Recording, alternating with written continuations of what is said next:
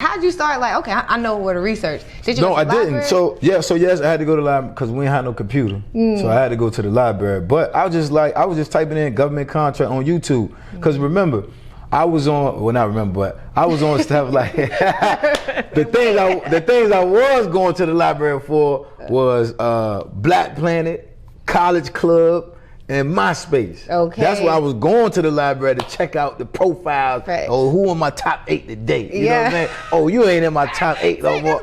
Yeah, you feel me? The best way to support the Work and Play podcast is by subscribing to the YouTube channel and by going to your favorite podcast player to subscribe and rate the Work and Play podcast. That's all you have to do. So if you are liking the Work and Play podcast, the content, the stories that we're sharing, and you know that this will help someone, go ahead and share the content to someone who could actually use it and help them on their journey to transition from corporate into entrepreneurship. Now let's get back into the episode. What was the shift? What was the catalyst in that experience? My homeboy pulled up to the gas station late night, like, yo, I'm about to get a government contract with trucking. I'm like, what the hell is that? What's that?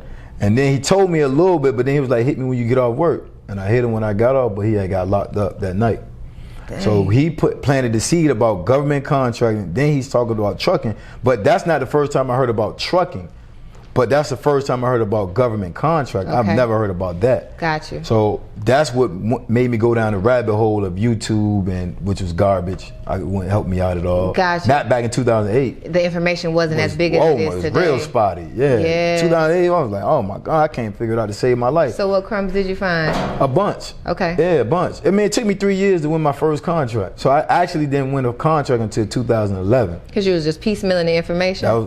And getting frustrated and having self-doubt, pity parties, all that good stuff. But I came out of that. So for 3 years, well, one, your friend planted the seed about government contract. That's what led you to research. Yeah. And I'm even interested in this skill of researching because like you are very resourceful. You're very like activated, taking the initiative. But like, what made you decide? Okay, well, not even what made you decide, but how did you start? Like, okay, I know where to research. Did you? No, I didn't. So no. Yeah, so yes, I had to go to the library because we didn't have no computer. So I had to go to the library. But I was just typing in government contract on YouTube. Because remember, I was on, well, not remember, but I was on stuff like, the things I was going to the library for was Black Planet, College Club, and MySpace. Okay. That's why I was going to the library to check out the profiles. Right. Oh, who in my top 8 today? You know what I'm saying? Oh, you ain't in my top 8 no more. Yeah, you feel me? Are you still trying to get a leg up on your entrepreneurial career? Now, I told you about the morning meetup, the community that was created for the betterment of entrepreneurship. And we are cooking up some really cool things. Now, here's the thing. If you join today, you can actually get in for 60% of the original price. So if you join today, all you have to do is download the app, and I provided the link below so that you can join us. We have community, we have a book club, and it's the largest group that meets every single day, Monday through Friday at 8 a.m. to literally get a head start on entrepreneurship. So if you're still trying to grow, you don't know what your business is going to be, but you know you want to be an entrepreneur, this is the community for you. So check out the morning meetup, click the link below, download the app, and join us today. And my College Club and the Black Planet, so I was like, all right, man, I can just, because that's how I did it. I just Googled Black Planet, then I downloaded. So I was like, all right, let me Google government contracting. Got it. When I did that, it took me to YouTube. Okay. And I just started to follow the videos that I felt made sense.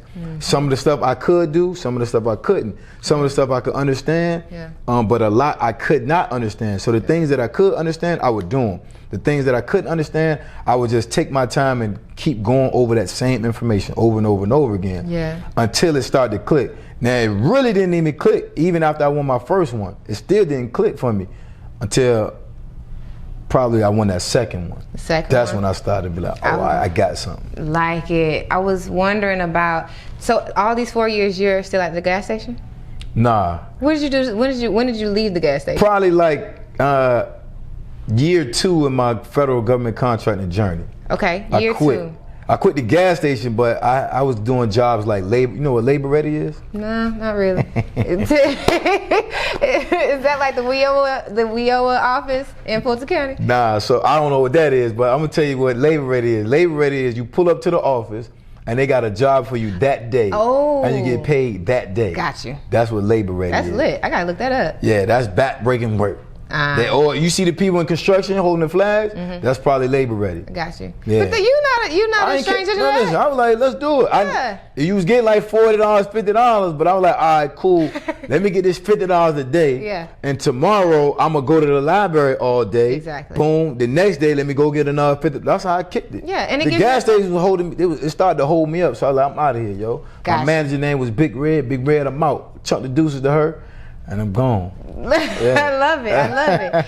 I'm curious. Big Red, what up, Big Red? What's up, Big Red? I gotta shout out because it's all about the people who we met on the journey. 100%. So I love Yeah. the shout outs, Yeah. 100%.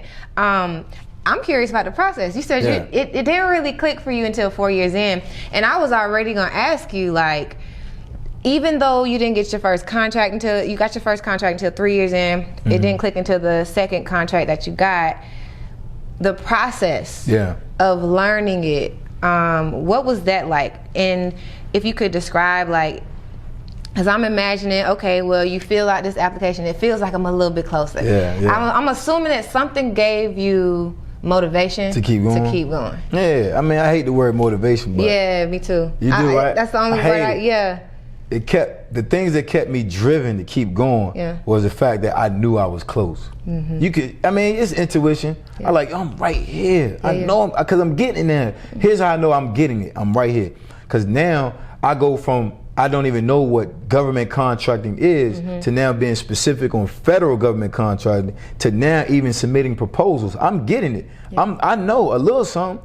I am still frustrated I haven't won the contract. I am still like, what am I doing wrong? I am still like, but every time I look back, I'm like, yo, because I'm starting to talk to my mom about it.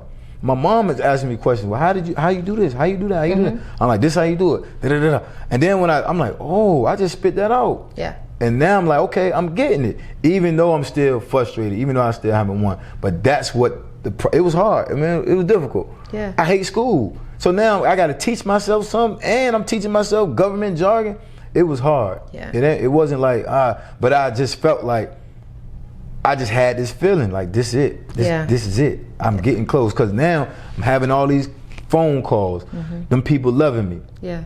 I'm calling the subcontractors. They loving me. Yeah. I'm a little raw with them though. You know what I mean? Like, and I know I'm raw. You feel me? But they ain't mad at it, and they still give me what I need. I'm like, I gotta keep going. I don't have to switch it up. You know what I mean? So I just felt it. I'm listening to your story and I'm like putting everything together because you went to school. You didn't go to. A lot of times, what I will say, college and 12, K through 12, it teaches you how to learn. Some people do need to learn how to learn. For you, what life really gave you in that moment is people, right? Yeah, so as you're talking about, like, I'm teaching myself, I'm not enjoying it, like you have to because you didn't sit through that instructional learning. I'm like, yeah, but you got these people skills. Right. And then you go through like how you able to like talk to people and connect with people, even if you're not professional, right? Even if I'm corporate. You still able to like connect with the people regardless and meet them where they are. Yeah. So that's a skill set. Over time, you understand everybody can't be here. It's not possible. When you meet people, they're not here. And if you're not there, cool. I can talk to you right here. I'm good for that. Or if you here, let's be up here. Let's do it. But I ain't switching up. I'm gonna be relatable, but what I'm doing when I meet new people, just like when I met you, okay, let me see if I even like her. If I don't like her, cool. I ain't got to fool with her. Life goes on. But I'm going to let you know who I am from the get-go. I'm a jokester. I like to smile. I like to laugh. I like to call you out, kind of, sort of. Oh, you so damn corporate. Yeah, great. You know what I mean? Because I don't mean, it's not disrespectful. I'm playful with it. Because I want you to know I ain't going to be like that, but I'm cool that you like that. And people enjoy the realness about me, and I just keep it going. Because now, I feel like it helps them to be not like they was gonna give me a different representative of themselves, but now they can kind of let the wall down and really just go, okay, cool. Yeah. Even though they still being themselves, but they really just let their head down for real. That's a superpower. If I ain't never seen one, that's a superpower. 100%. I love it. So you are teaching so I gotta say, crack the code is perfect. I appreciate it. Obviously, as we get through, you cracking the code, right? And you're learning how to teach your mom, right? When did you start like one, if you could give me some context around like one of the contracts that you did get into, because there's part of me that I know because my mother has a government background. Okay. But then the other part I don't know, like, because I work in the purpose business, right? Okay. A lot of the times I'm working with people who want to learn how to tap into their purpose. Okay. And from how I've heard you explain like government contracting, it's like really and truly, you just do the work. There are contracts that are available. You get the money. Yeah. But where is the purpose in that? And what's one of the contracts that you worked on? You're like, you know what? I enjoy this. What's that like for you? So I don't know what purpose is like. I think my purpose now is teaching and mentoring and guiding. That's my purpose. Federal government contracting is not my passion. I care nothing about it. I have no passion towards it. It brings me in the bread. I know I'm helping a subcontracting small business company be employed and have a long-lasting contract, so they got good work too. But that was never like, oh man, government contracting is a purpose for mine. I just started to realize I can make money from it. Yeah. And that's why I tell people, like, when you come over here in this space, congratulations, you got your own business. Congratulations, you've already formulated whatever company you have outside of federal government. When you come over here, the way I'm teaching you how to do it, just understand you getting the contracts and subcontracting them out. Okay. You're not looking at the work so you can understand it. You're looking at it so you can articulate it to somebody else that needs to understand it. Gotcha. So your purpose might be just to be the middleman. Understand that role and be good in it and move on. Because now you can take the money that you're making from your government contracts and find your purpose. Absolutely. If you already know what it is, utilize it. Yeah. So one of the contracts that I got, the first one I got awarded was grease traps. I didn't know what that was. Do you know what a grease trap is? I'm thinking of McDonald's, or when I used to work at You smart. See, you smarter than me. You feel me? Like, I had no clue. You said grease trap. I was like, I don't know what that is. I had to Google what it was, number one. Then number two, I'm Google searching companies that can do it. Yeah. But I won the contract to do grease traps at the VA hospital. In their canteen area. Got you. Yeah. In the kitchen. In the kitchen. Okay. I didn't know what that was. I still haven't seen the equipment that they use to clean the grease traps. Gotcha. I just know they do it. Yeah, yeah. You know what I'm saying? That's all I know. How did you find the people who did it? You just Googled it? There it is. Got you. That's it. Got you. Because Google tell you everything. Dang. Yeah. Most people think, my bad, but most people think they have to have the resource in their network. They have to be attached to a company. People come to me all the time. Hey man, you know, I want to get these government contracts because my cousin got a cleaning business. Man, congratulations to you and your cousin. Don't use your cousin on these, because you got to look at your cousin as an employee, not as your cousin no more. Y'all gonna fall out. Got you. Find somebody that you don't know, because now guess what you can do? You can be a different person to that person that don't know you. You can be the boss that you're supposed to be to somebody that don't know you. And now you can come across as the leader that you should have been coming across. Got you. So I tell people all the time, your business is your business, don't worry about it. But when you come over here, you want to find companies on Google that can do the work, because we're not looking in our backyard. It's a federal facility in all 50 states. So why do I care what's going on in Georgia when the same amount of work and higher dollar amounts is happening in Texas, California, North Dakota, South Dakota, and the list goes on. Okay. Yeah. So is another reason why you don't want to kind of contract a friend or family is because of the money? Like what does the money look like the cut? Yeah. If you don't mind sharing that, No, in terms of your percentage versus the companies that you actually contract. So peep game, when let's say you got a cleaning company, I call you my friend though. I call you, I say I need you to give me a quote to clean this building, and you give me a quote. Your money is your money. You just gave me your price. I'm going to pay you whatever you ask me for. Got it. So you want $10,000 a month, cool, but don't look crazy when I'm getting $10,000 a month too.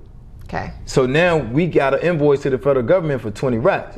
But you asked me for 10. I'm giving you your 10. Yes. What tends to happen is if you do it with a friend, they're going to be like, yo, why you got to get the same amount as me, or they want more money, or whatever the case may be. If I just go find a stranger that not necessarily needs the work, but understand what this type of work entails for them and their company and longevity, then they gave me the quote, they're satisfied because I'm paying them the money that they requested. Right. And that's all it is, black and white. Absolutely. And also I'm thinking about, you being the middleman and then the actual person who does the work, y'all just living your lives alongside each other. They're gonna be like, what? Why are you driving this car? You know, and the drive, right? The individual drive. Thank you so much for watching the Work and Play podcast. This episode is sponsored by the Boss Up Conference, which is a community for entrepreneurs, CEOs, celebrities, and corporate executives to come together, network, and solve some problems. Thank y'all so much for being supporters of the Work and Play podcast. And thank you for watching the Work and Play podcast and all the episodes before. Now let's get back to the episode. You're the one, what I really like about this is now that I'm in entrepreneurship, I'm oftentimes thinking about business and personal. Okay. Right? And so as an entrepreneur, we have that drive and we want to make sure everybody's taken care of. Yeah, for sure. In this role, the immediate thought for an altruistic person like me is to be like, oh, what's the word you use? Altruistic. What that mean? So in terms of like skills, in terms of the type of people we are, altruistic is like helpers. Okay. They are the people who want to work at a nonprofit just to do the work. They're not the person who are necessarily driven by money. Okay. But because of me, I have economic. If you were to look at a DISC assessment, I got a lot. I got high economic, high altruistic. So economic, I am driven by money and financial rewards. Like, me too. So what you're saying though, that's like breaking it down though. People would look at what you do and say, this is perfect for me to take care of the whole team. And what you're breaking down is the fundamentals of like, you need to step outside of your backyard, and through that you'll be able to take care of the team, your purpose, all of that stuff. At the end of the day, people always, in terms of federal government contracting, when they see government contracting, they look at state and local because they're not used to the idea of managing a government contract in an area that they're not in. Even if I'm managing a contract in the area that I'm in and I don't even know how to do that work, what's the difference? Because I'm not going to that facility in my 20 minutes away from my house. I don't know how to do that work. So I don't care if it's in my same state or not, because I'm not doing the work, number one, and then number two, I don't even understand the work. So why would I do that?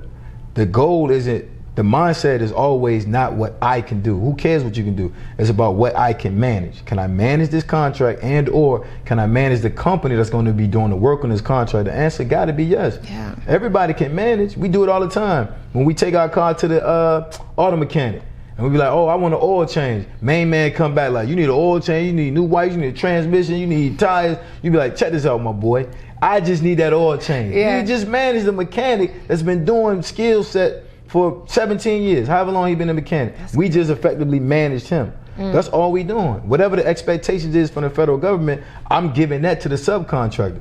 I ain't gotta really know all the ins and outs. They giving it to me. The federal government says, hey, we need you to be here Monday, Wednesday, Friday. Okay, thank you. Hey, I need you to be here Monday, Wednesday, Friday. I love it. It's that easy. I'm gonna tell you this, before you came, I don't know anything about government contracts, right? I've been to small business development expos. Gosh. I told you because my mother's in the government. And shout out to mom. But that's all I have, right? And I am that person who's like, I gotta know everything. And I don't know anything about government contracts. So one, I was intimidated, like, okay, so, you know, like that part, I have no clue. But in terms of people in your story, I'm like, super excited. The way you break it down, I feel like even me, I'm understanding how to get into the business. And so that's really dope. So if you could talk a little bit more about like your process in teaching people, you're starting to like scratch the surface of your purpose. But the first person is your mom. You're like teaching her the game. And inadvertently too. Like I don't even know I'm doing it. Dang. I ain't even have a clue. No clue. So when did you decide to package it up and start teaching it? Well, so inadvertently I was teaching people around me, because now Jay ain't at the gas station no more.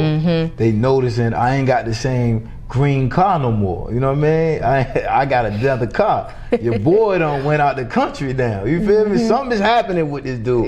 Let me find out. And every time people would ask me, I would tell them, this is what I'm doing. You want to learn it? They'd be like, yeah, I want to learn it. But as I get into it, people don't got the consistency. They'll come to the crib, and because I got a computer. You ain't gotta go to the library no more. And what year is this? Boy done got a computer, you feel me?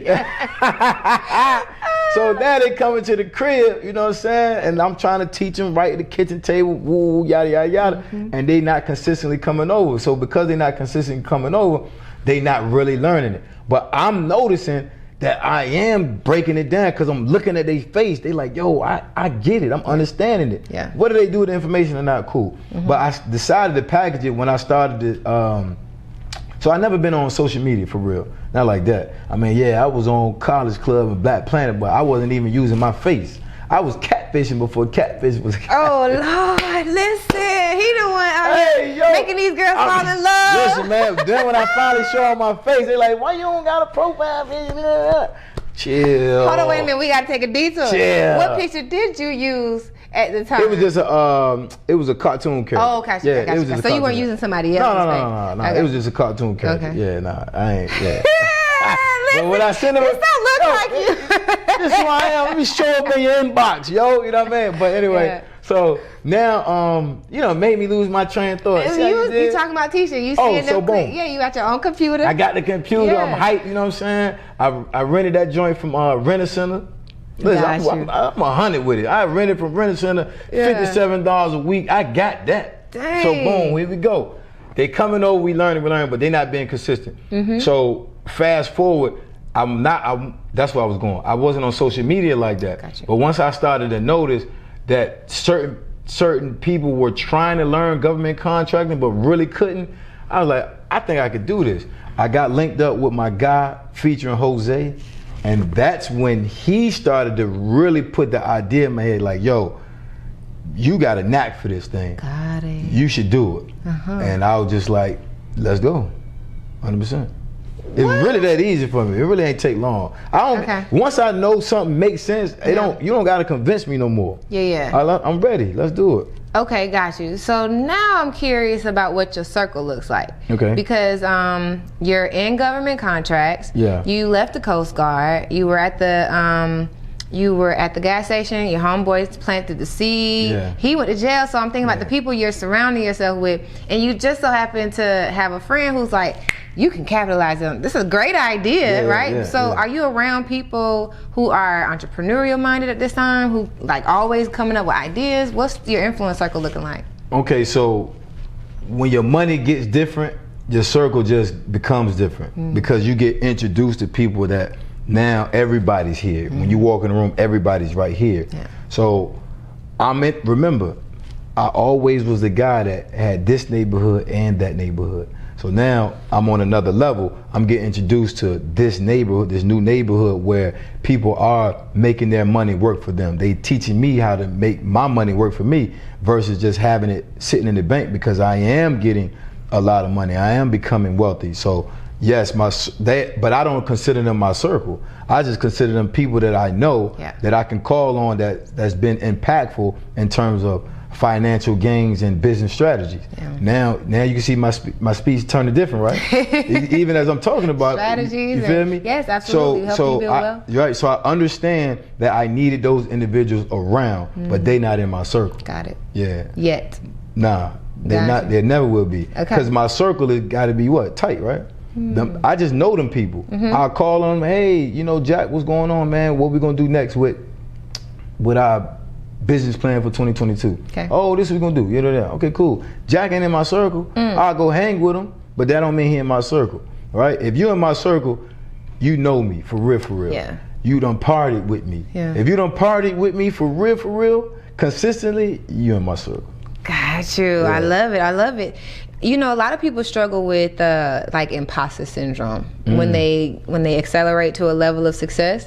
And I would say, I would assume, I'm reading for agreements again and again. I'm trying not to assume things, but I still do it. I would assume that your ability to like network and build relationships keeps you from a certain sense of like imposter syndrome. But what would you say was a mental challenge for you as you accelerated?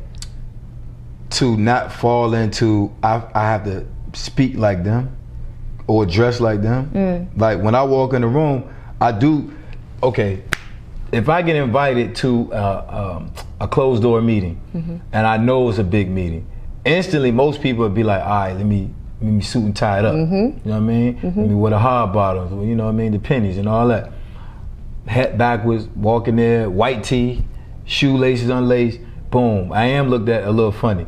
But what I've enjoyed is once I start to talk, you can't even deny me. Yeah. Clothes don't even matter. Yeah. So I had that first notion of, should I at least wear the suit and talk like how I need to talk, versus I just want to be comfortable, because once I leave the meeting, I'm going somewhere where I want to hang out or kick it or chill. You know what I mean? Yeah. So I never fell into that, and I never will, because I'm enjoying the fact once I walk in the room, they looking at your boy crazy, not even knowing my portfolio is strong.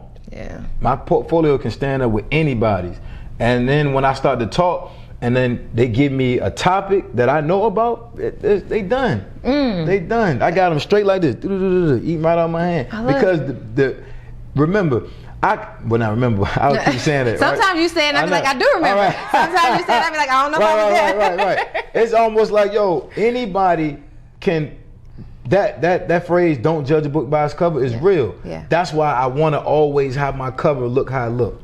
I don't want my cover to look like, oh, it's okay, he looks polished, No, my haircut gonna be cut, my teeth gonna be clean, I'm gonna smell good. Other than that, I'm gonna be fresh. My version of fresh. Yeah. It ain't gonna be the suit and tie or whatever you think I should have on. But we gonna get the business done. Because when I start talking, I bet you shake my hand after the meeting.